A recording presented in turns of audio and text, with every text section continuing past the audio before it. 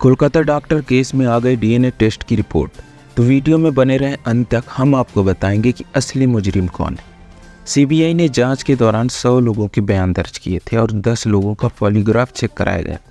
इनमें से प्रमुख संदीप घोष भी शामिल थे। इस केस में सभी सबूतों के अनुसार सिर्फ संजय राय को अपराधी बताया जा रहा था और कई प्रकार से ये माना जा रहा था कि इसमें कई लोगों का इन्वॉल्वमेंट हो सकता है और संदीप घोष पर भी शक किया जा रहा था, लेकिन असलियत समझ नहीं आ रही। लेकिन अब डीएनए की रिपोर्ट सामने आ चुकी है। जी हाँ दोस्तों, सीबीआई ने डॉक्टर बहन से रिलेटेड सारे sample CFSC general forensic science laboratory को दे दिए थे और डीएनए का जो रिपोर्ट आया है वह होश उड़ा देने वाला है। संजय का डीएनए और पीड़िता का डीएनए मेल खा चुका है दोस्तों, यानी सब साफ हो चुका है कि जो गंदा काम डॉक्टर बहन के साथ किया था वह सिर्फ संजय राय ने किया था। और बड़ी बात यह भी है कि संजय राय का डीएनए के साथ और किसी का डीएनए सामने नहीं आ रहा, मतलब शक के नज़रिए से संजय राय ही अकेला अपराधी हो सकता है। क्रॉस चेकिंग के लिए सीबीआई ने सैंपल को फिर से एम्स भेज दिया ताकि सेकेंड ओपिनियन भी लिया जा सके। जिस तरह डॉक्टर बहन का शव मिला था उसे देखकर देश भर में यह बात हो रही थी कि ये एक व्यक्ति का काम नहीं हो सकता है। लेकिन अब डीएनए में साफ नजर आ रहा है कि संजय राय ही अपराधी है, पर अभी भी संशय बना हुआ है कि शायद किसी और का नाम सामने आ जाए। क्या और भी अपराधी थे कि उनका नाम दबाया जा रहा है? इसको क्लैरिफाई करने के लिए सीबीआई ने फिर से सैंपल को एम्स भेज दिया।